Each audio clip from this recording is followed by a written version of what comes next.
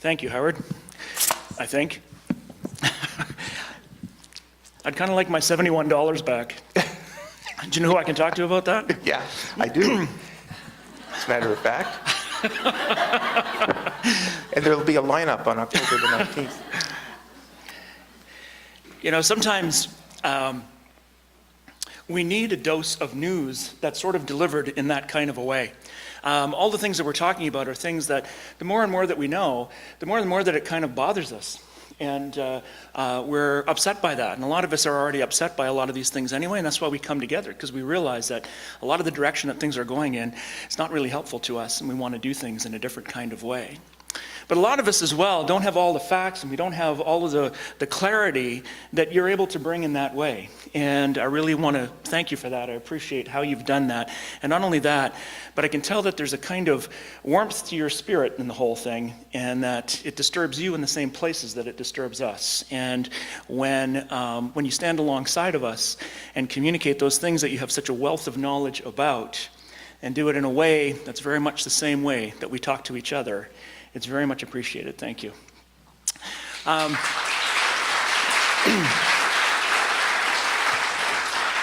We're going to ask three panelists to come up now and just to provide a little bit of a response from their perspective.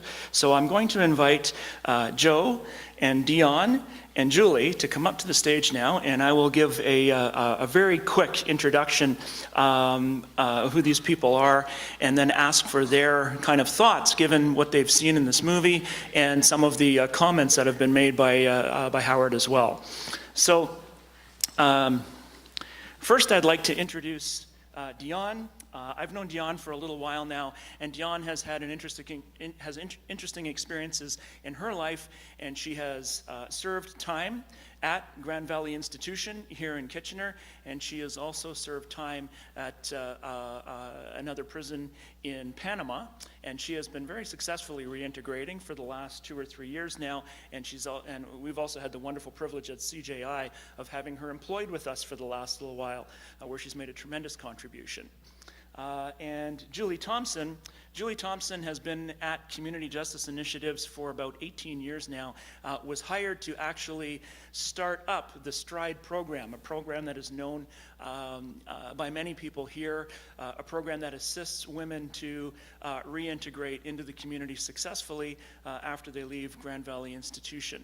And also we have Joe Mancini. Joe Mancini is the executive director of the Working Center, which is a major organization in our town that does a tremendous amount of very good work.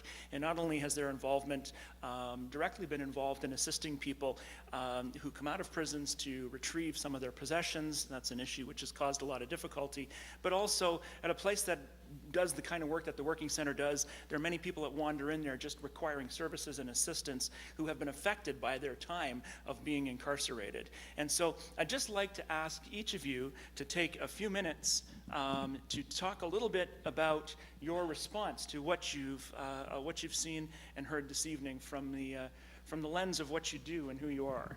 I think this is going to have to try and come out somehow, so I can. There we are. So why don't we start off with you, Dion?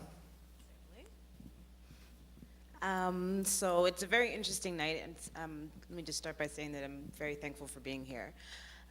Based on what I've heard, what I've seen, it only confirms what I've observed for myself as one who has been a part of the system. So a lot of speaking to what needs to happen in the community in terms of reintegration, what's happening inside of the prisons, what we're adopting as a system. Much of this is just confirmed based on seeing how our system is moving, how our government is moving, and a lot of what's happening within, speaking to the women, what's happening in our facility here in Kitchener even. Although there's many agencies and a lot of work that's being done to work with women and with individuals coming out of having a period of incarceration and working along with them, there still needs to be a lot that has to be offered through our government, that has to be funded by our government in order for basically the success of many individuals. Thank you. It's hard to know what to say, how to respond. There's so much information, and it is so confirming of all the experiences that you have. I've had the privilege of working with women coming out of Grand Valley Institution for Women for almost 18 years. And I think there's such an amazing amount of wanting to do something different. So with working with people coming out of the institution, working with people who are in the institution, most people want to do something different. They don't want to go back. Most people want to have the opportunity to work, to be part of a community that loves and cares for them, and that they have the ability to love and care for others. There's lots to work with, and I think it's the humanity of the people in the system, the women in the system that I've had the privilege of working with. When you lock people up, when you put them behind walls, when you put them behind razor wire, you take away that humanity, and you tell the community that they're to be feared and they're not to be trusted. And then we wonder why people have such a difficult time coming back into our communities and making these changes that they want to make. We put a lot of onus on people who already have a lot of challenges that they were facing before incarceration. We've compounded those challenges, having them come back out of incarceration. And yet there's very little there to support people to be successful. We put all the onus on people who are trying, and very little onus on the community. So how do we create more caring, informed, receptive communities so that we're not fearful, so that we can play a part in people's success? And I think the ways to do that is to engage, to make those concrete walls more permeable, to support ways for the community to come in. Originally, many of the programs that were supposed to be offered in Grand Valley Institution was supposed to be community-based programs offered by agencies and people who live and work in the community to be able to provide those services. And that does a couple of things. It gives very rich experience to women who are inside the institution, but it also bridges that gap back into the communities, and it creates safer, more receptive communities for those women to come back into. I guess the other thing that I can't help thinking is, I don't understand why we have to wait for people to get into prison before we address some of the needs that bring them to prison. And one of the easiest examples of that is education. So Howard talked a lot about how little education many of the women have when they are incarcerated, and yet when women have the opportunity to go to school, they discover two things very often. They discover they like learning, and they discover that they're good at learning, and that they can be a good student.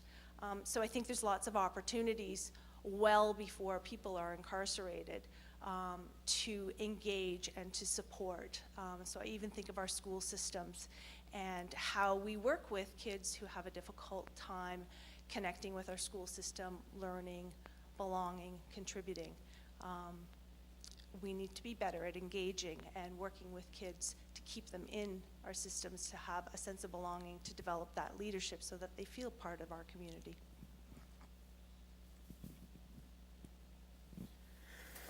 Yes, our outreach workers, downtown street outreach workers, streets to home workers, spend most of their time dealing with the court system. So, and whether it's picking up people's belongings that have been just left at the, wherever that is in Milton, at the prison in Milton, and then people are shipped back here and their stuff is left in Milton, and then we have to go, we go once a week, we pick up 5 or 6 of these bags every week. You know, what does that say about the dignity of the individuals whose stuff has been left there. But what about all the work that goes into supporting those individuals who now have been completely socialized by this anger that they feel in this crowded and crappy institution? Howard said trauma, addiction, mental health, they're all interwound. And we feel that, just so strongly at St. John's Kitchen, and seeing the individuals who just cycle through the prison system. Peter Ringrose, I was sitting beside him, and after the movie was finished, he said, his response, I think, is like what many felt: incarceration is criminal. Perhaps, I would not blame the workers who do this work, but there's 18,000 people employed. That's another thing Howard said. In the Canadian correction system, there's only 35,000 prisoners. Incarceration is an industry, and we are socializing anger, and I don't know that it really comes back in great ways. I owe one other, I guess, two things. I'll try and go quick. In the employment field, the other part of the working center, in 30 years, I've seen no interest by the provincial government or the federal government to provide employment supports to people coming out of prison. So where are those programs? They used to exist in the early 80s. They've all been eliminated. And one thing I just need to say, I'm going to say this for my friend. He's a masonry. He's had drug issues. He came to me after a very traumatic incident last summer. And so that's why he contacted me. It was very traumatic in his life. 2 weeks later, his brother died. His brother committed suicide. He was there when the family, against his wishes, pulled the plug on his brother. At some point, he wasn't able to live at his brother's where he lived, so he was living in a garage. He became less and less stable. Because he was less stable, his brother got a court order against him not to visit his mother. And so by November, after visiting his mother, because his mother really did want to see him, he was incarcerated. He was beaten up when he was incarcerated. He got out, so he spent, his brother committed suicide. He spent his Christmas in jail. He got out in early January, did not have a place to live, was running around Kitchener, Waterloo, hiding from police, still visiting his mother in that cold weather, and using evasive tactics to stay away from the police, but to visit his mother. He's been in jail 2 times since. He's in jail right now, but he needs mental health supports. And no matter what we try, we can't get the mental health supports for that individual. So I think, what is our system designed for? I don't think it's often designed for supporting the people that really need the help.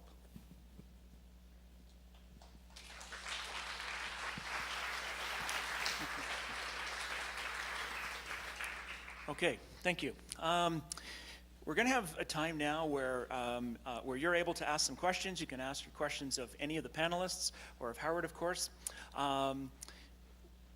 I guess we no longer have, there's not going to be an announcement, right? That's going to, okay, good. Okay, so we don't have to worry about that. If we go a little bit overboard, if we go a little bit over time, we're actually okay this evening as well. But because we really would like to hear some of your questions and hear some of the responses here.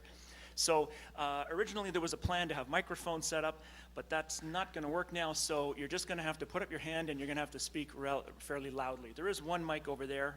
Is that one working? Okay. Okay. Sure. That was a great movie.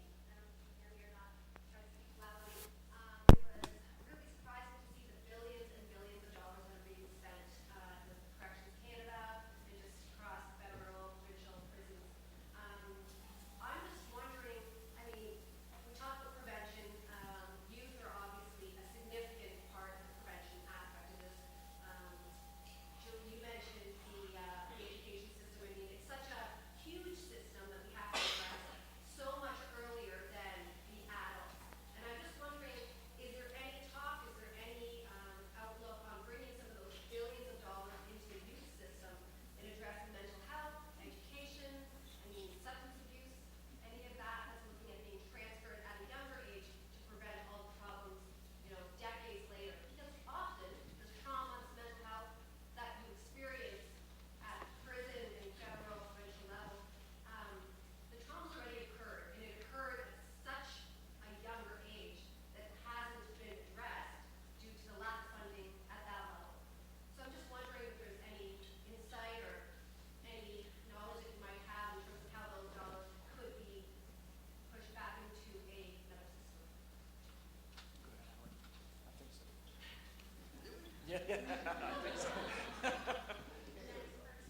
Yeah.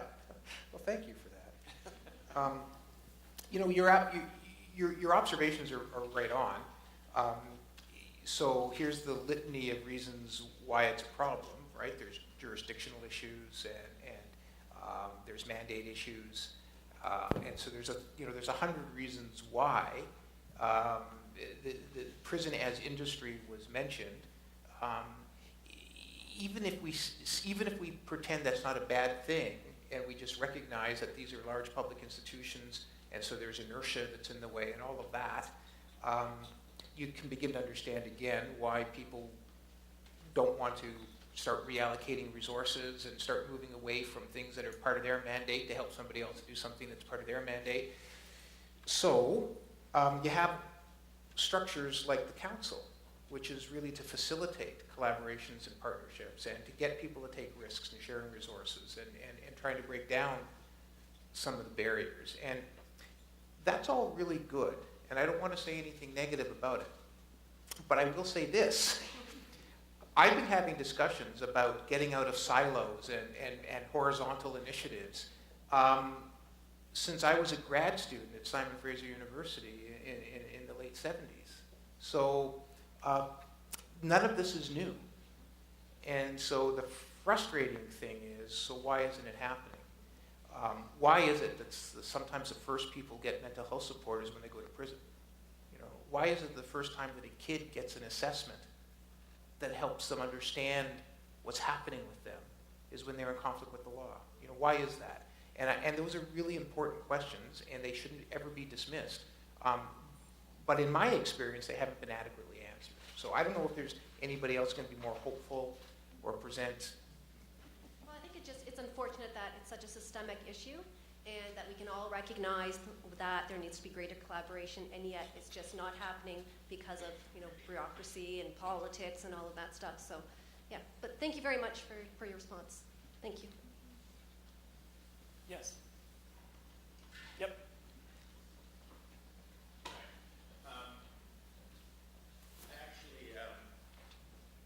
On the notion of this ideology that we've discussed that addresses being hard on crime, I would say that I've talked to people of this ideology, and some of them will believe in global warming in spite of the ideology, political ideology that counters the research, but they still take a hard stance on crime.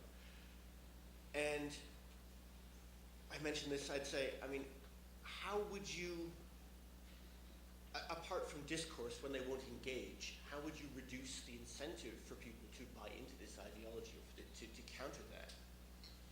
Because if jurisdictionally we can't necessarily address this by policy at a grassroots level of what can we do? Does that make sense? I'm the bad public speaking. As you know.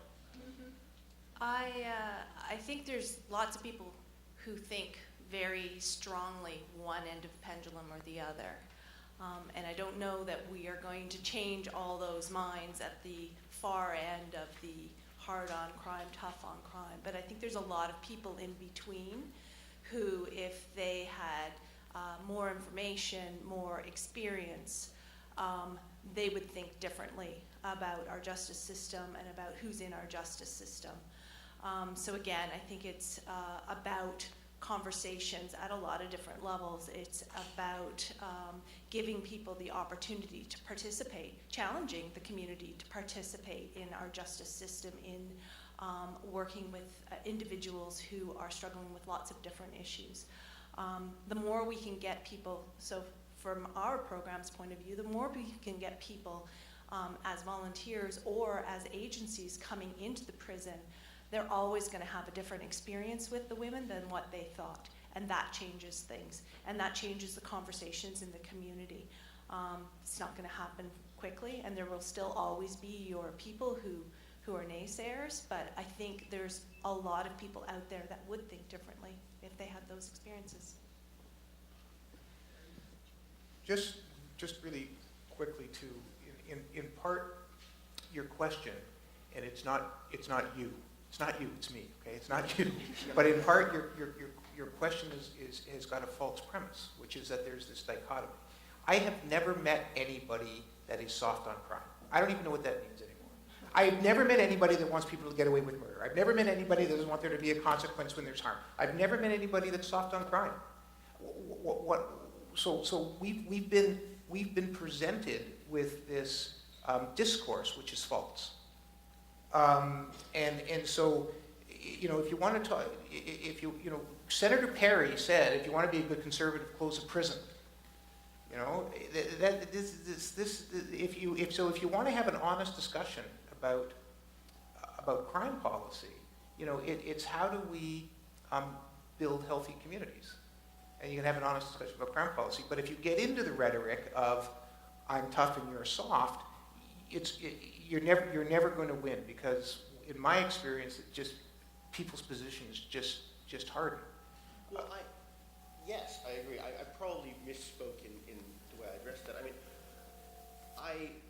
a big thing for me was when Vic Taves previously stood up as a Minister of Public Safety and said that we need to change the rules regarding how we do parole and probation because Karla Homolka was eligible for it. I mean, the notion of changing the rules because an individual is eligible for it seems shocking to me, and no matter what is done or anything. But it's polarized that way, so you kind of have to address it, I think. I agree with what you're saying, but I think that there is a... Yeah, I mean, of course, I have an advantage, because when Mr. Taves was the public safety minister, I had the opportunity to meet with him frequently, and so with others as well. So I have an advantage to sort of say, you're wrong, like to his face. And so that allowed, that allows me to say, so let's not have the false discussion, let's have the real discussion. So, but I understand that's where the discourse is, and what I'm saying is, do the best you can to change the channel. So when people say, well, you're just a bleeding heart, you say, oh yeah, sure. Yeah, sure, okay, so what? Let's, what do you want out of this $2.6 billion, and what's the best way to leverage it? Just don't indulge that discussion. I try not to, and I think the shorthand of talking about being smart on crime is really smart. Okay. The next question I'm going to take, we have one from the overflow room that someone has sent me here. So this is a question that's clearly for you, Howard. It says, is the government just paying lip service to any reform if they don't enact any of your recommendations? A one-word answer will do. Yes.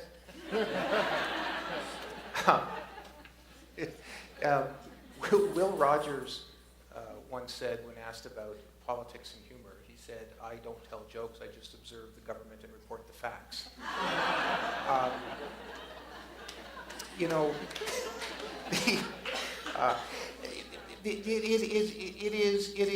is an interesting duet between an oversight body and a government. And sometimes the government will say no, no, no, but quietly things are happening. And the nice thing about my job is, frankly, the thousands of phone calls, investigations that my staff does, most of that happens at the coalface. It happens inside the institutions, and thousands of problems are resolved, and thousands of reminders are issued in terms of proper administration and lawfulness, et cetera.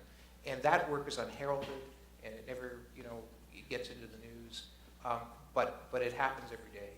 And so the things the sticking points are the ones, where you see my face on the news, or you see the government saying, no, we're not going to change what we do about segregation. But I've only been at it 11 years, so like I told them, give me a couple more years, I'll get it right. Okay, do we have another question? This is not really a question. This is more of a statement. So my name is Denise, and I am currently incarcerated at Grand Valley, but I'm in the new minimum security unit. And so I am one of the I think you say, I don't know, you gave statistics. So I'm one of the visible minority women there. I was supposed to have been paroled last month, but my paperwork got suspended. So I will go up in January. That's why I'm wearing this. Anyways, so I'm at GVI. I have mothered. I'm a sister. I live off of $35.21 per week. I make $6.80, I think it is, per day, and I work part-time because there are no jobs there. And in the new security building, it's supposed to house 40 of us. I think we're at 37 capacity right now, 36 or something like that. But my lifeline at the bigger compound was walls to bridges. I don't have that pleasure right now. And I feel the message that CSC is sending me is you don't need an education, you need to budget, and when you go out there, flip burgers and pour coffee, and I don't really want to do that. There is no rehabilitation, honestly. So this is not a question, this is just a statement that most of the women in there, I'm speaking for them, we do want to do better, but there aren't any programs for us to do any better, so that when we come out, we can contribute to society, because we really want to. Nobody really wants to go back, and people don't really want to go in the first place. Things happen, you know? And so I wish that more people had the opportunity to come here and really see people like you that really get the picture, you know, because it's not just, well, you want to commit crime, you want to maybe make a fast dollar, you want to go to prison, you want to be a thug. It's really not like that. But prison really isn't all about rehabilitation. There's no rehabilitation in there right now. And we do want to make a difference. And thank you for at least letting us voice our concerns. And, you know, Mr. Howard, you truly are our hero. We heard about what happened, and I'm so happy now to have the opportunity to see who this person is. You know, I mean, you need a big S on your...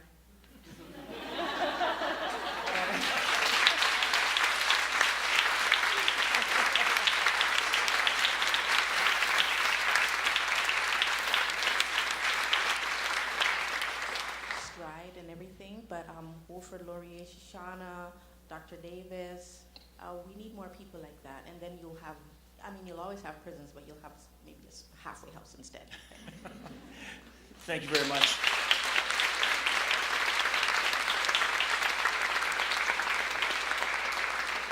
We'll see about getting you one of those shirts, Howard. Sue, would you like to ask a question? Yes. Oh, sorry. Okay. Sorry, I just wanted to say something to that specifically because I've gotten that comment before. I always remember this and I always hold on to this. And as mentioned, I've been out for now going on to 3 years. Next month will be 3 years. And I've had the privilege of seeing what this system is like and what a foreign system is like and being able to compare the two. And one comment that I remember getting was that I've messed up my life and now I'm going to work at like Burger King or McDonald's for the rest of my life. And that's basically what I had to aspire to at this point. And my situation is different in the sense that I've been to college, I had already graduated college, I've gone through all the P's and Q's of life, but I still ended up in prison. And now I look at where I am now and going through the transition of getting back to Canada, going through another system again, and getting out and going through reintegration and going through the ins and outs of that and learning how to maneuver and navigate through the programs and the systems that are in our community and that we have to basically be at the mercy of in order to get on our feet. And then now where I'm at this particular point, and always holding on to this comment of basically being a burger flipper for the rest of my life, because there's nothing more that you could ever be now that you've tainted yourself with prison, or you have a criminal record, or you've been on this path of life. And I'm gonna tell you that it doesn't happen, and we work hard and we contribute to society, and we are capable of coming out, being rehabilitated with the proper supports and systems starting inside, because I firmly believe it needs to start on the inside, whether it's therapy, mental health assistance, whatever it is, needs to start on the inside, and it needs to carry on and go along with you into the community. We're capable of being normal, as the word is, and oftentimes as they try to, whatever normal is, we're capable of being that. We just need help, and maybe it takes a little bit longer, and maybe we might even mess up again. But that doesn't mean that we're not worthy, and it doesn't mean that that's all we're ever going to amount to. And this, right now, you're seeing me here, as mentioned, I was working with CJI, I'm doing my placement there, I'm in college again, on a completely different path of life. And I'm just here as anybody, and I know that, seeing that even in the overflow room, you're here today, so that means that you believe in something that's being offered here. But we can make a difference, and we do want to make a difference, we do want to make a difference, and we will make a difference if you give us the tools necessary in order for us to do so.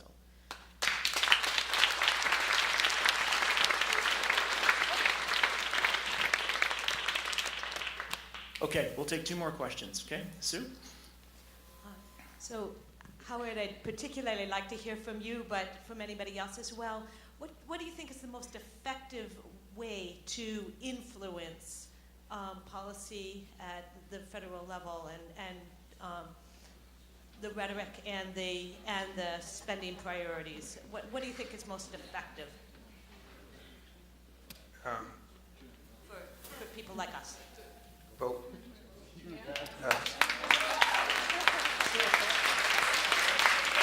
And that's, you know, frankly, that's not a partisan shot at anybody.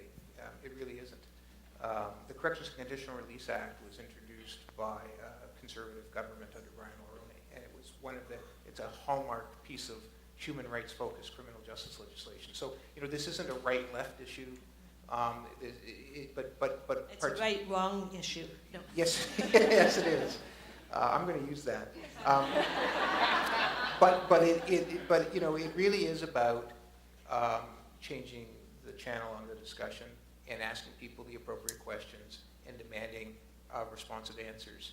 And you know, we're an advanced democracy, and we should take advantage of that.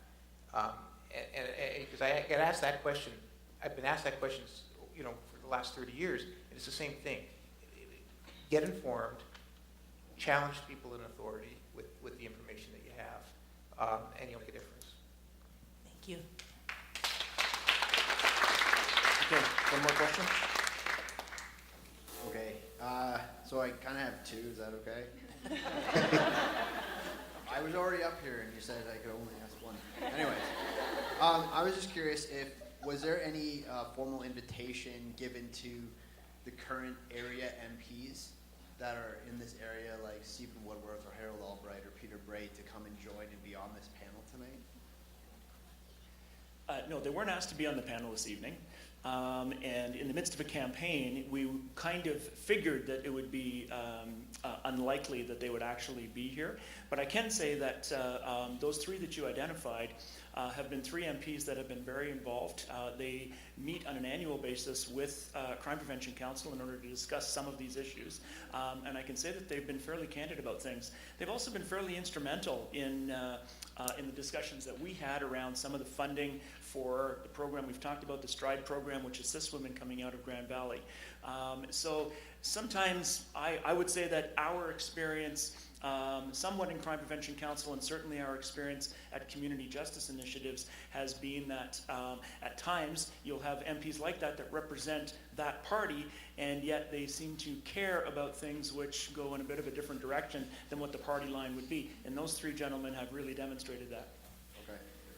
I was just my own curiosity, actually, but my real question, I guess, is with the federal election coming up, you have the NDP, the Liberals, and the Green Party either in favor of legalizing or decriminalizing marijuana.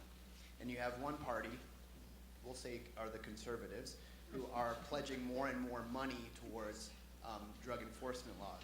So my question is, I guess this is Howard or anyone can kind of speak to it, what do you see the either benefits or the consequences to the criminal justice system in Canada and incarceration if marijuana is either decriminalized or legalized?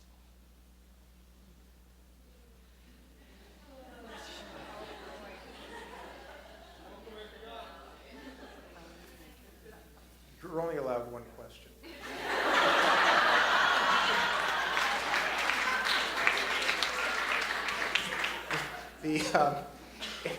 Going back to the Ledane Commission, people have been talking about decriminalization of marijuana in particular and other soft drugs from time to time. There's been all kinds of studies and surveys. We've got a huge social experiment going on now south of the border with different states taking different approaches. I think no matter what party forms government, I think we're going to see some changes to some of the prohibitions around some intoxicants. I think it's going to be an evolution. One party the evolution might be a little quicker than with another party. I don't know. I am assiduously avoiding commenting on party platforms, but there's certainly nothing innovative about reviewing criminal prohibitions against intoxicants. That's been on the agenda for decades, and I think it's going to take root, no matter what happens on October 19th. Okay, thank you, panelists. Thank you, Howard. We have one more thing that's going to happen this evening. What's that? Two more, yes, I'm sorry. So we're going to hear from Heather Marjorie, who is going to come and do a drumming song, which she'll explain some of the background to, but I just want to introduce Heather. Heather is an Anishinaabe from the Ottawa Valley. She's now a resident of Kitchener-Waterloo, which is now her home, but she considers it a privilege and an honor. She considers it a privilege to honor those spiritual and social warriors that continue to struggle for a more humane world for all women.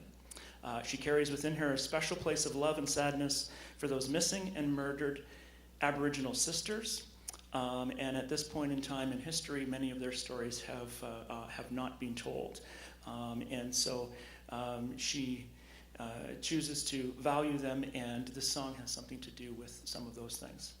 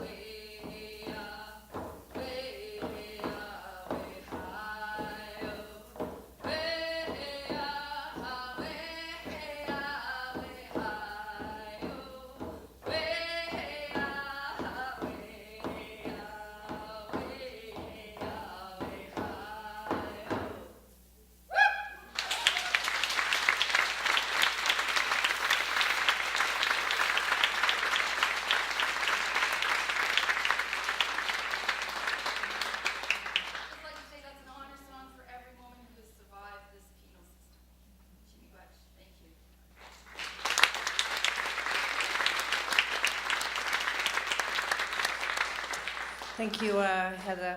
First time I heard Heather sing and drum was at the Sex Workers Action Network, and I couldn't get the image out of my mind of somebody going into solitary confinement and hearing people sing for her. So I really appreciate you being here tonight and kind of bringing very appropriate closing to a very full evening. Fret not, I'll only be an hour or so.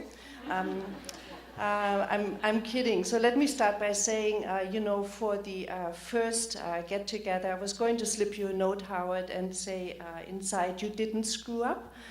So thank you, and I'll get to you in just a second. So it's my pleasure to just make a couple of announcements tonight, commercials for the Crime Prevention Council. We moved next door. You should all know this building. It's right over here, and we're just so thrilled to be in this part of town. We have a very informal open house coming up next week. We hope you drop in between 11 and 3, and we promise to have some treats and cookies for you at that time, and then we can tell you a little bit about that incredible history of that particular location and what a wonderful twist it is that Crime Prevention Council is hosted in there. He asked me to not say that, but Regional Care's Ken Sealing did drop in. He's in the back there. Councillor Galloway, he let you do his job, so I'll let you have that discussion with him afterwards. Thanks for coming, Ken, and your support is always stellar. I don't know how you do it, running from thing to thing. So somebody might have been missing out tonight, but we're pleased that you came to stay with us. My first thanks go to you, the Friends of Crime Prevention, or if you're not a friend yet, please sign up. It's been a long evening, there's a lot of listening, and I think more importantly, it's really tough to come out and listen to things that are not necessarily pleasant for us to consider. So really appreciate you being here. That includes the people in the overflow room. I don't know how you wave at them, but we appreciate. I only saw one member in the audience snooze. I tell a lie, two. One was an infant, and the other one was a kind of a guide dog in training, and I think he probably had a tough day and was allowed to have a snooze. I'm not even going to attempt to summarize this tonight. One thing that is certain is that maybe there is some growth we don't want. That kind of stuck out for me. And there is a lot of people working behind the scenes to kind of remind us of that and to maybe affect a turnaround. And I happen to be a very firm believer that at the end of the day, sustainable change tends to come from the bottom up and from communities. So truly thank you for being here tonight. Special thanks to KPL. This beats bringing the peach pie to us next door. We couldn't be more pleased that we're one of the first events, and we look forward to lots more. They organized all of this for us, which is just fantastic, so thank you.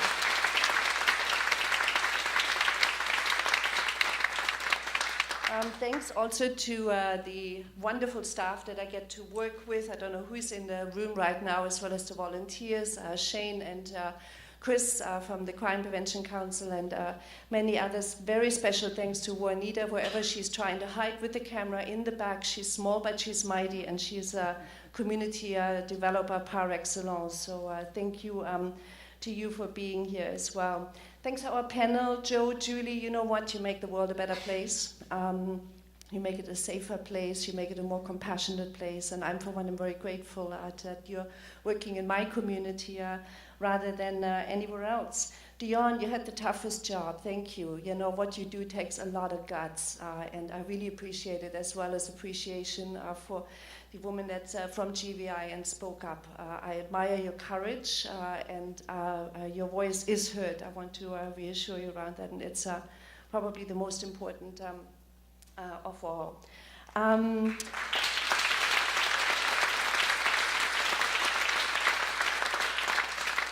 Thank you to the Government of Canada for having continued Howard's contract.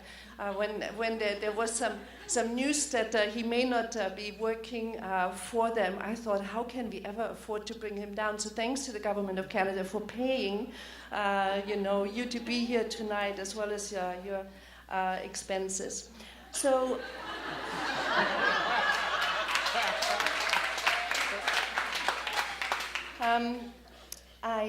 My last but not least thanks absolutely go to you for so many things. I think for the passion that you bring to the job, for a first awesome for us for tonight, for the fun person that you are. I learned that. I had the pleasure of spending time with Howard throughout the day and learned all kinds of wonderful things about him, a couple of which I will be revealing in a second. For your clarity of thought, for making numbers come alive with stories behind them and reminding us that jails are part of our community. For giving us more money way back when you were at NCPC. That's not a common experience for us, so we appreciate that. And simply for all that you do and have done, and no doubt will continue to do. In a meeting a little while ago, I expressed to somebody in terms of the comments that you made about silos, that, boy, this river is slow, right? I mean, we want the change and we want it now. And that person who I was in the room, may still be in the room, said to me, yeah, Chris, but it's also big. So that means it's never just us, it's never just me, it's all of us together, and that's what makes it powerful. It may be slow, but change is happening. And you've been part of formidable change. We've watched you over the years. We tweeted about you. I know you don't follow Twitter. We're creating a hashtag just for him, but you've done some phenomenal work, and doing what you've done and still being heard by the people that may want to hear your message least is really quite an accomplishment. So I'm going to do something tonight that will upset a few people in the room who became Friends of Crime Prevention by needing to fill in a rather lengthy survey. I am going to, by the executive powers bestowed upon me, I'm kidding, I don't have any, but I'm going to make Howard our first honorary Friend of Crime Prevention.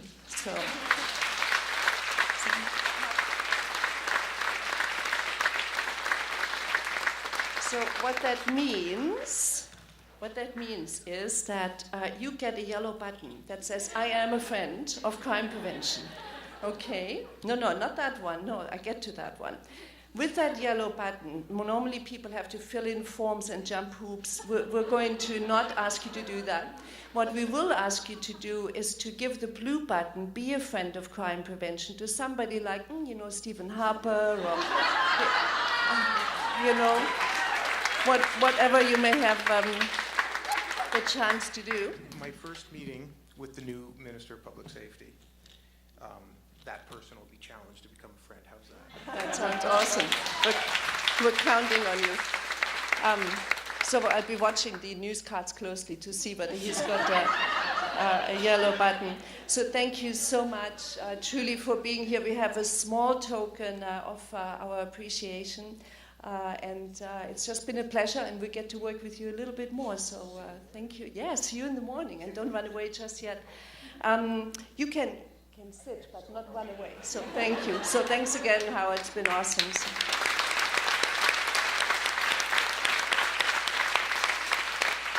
And tonight's event was free, not in small thanks to our community partners and KPL. Not all of our events are free, but if you are interested in seeing more, we have a justice dinner coming up. So we hope to see some of you there. It's not in the spring this year. Yes, we mixed it up a little bit. It's on October 22nd. Great lineup. Take a flyer. It's outside. Thanks for coming. Safe trails home, and hope to see you again.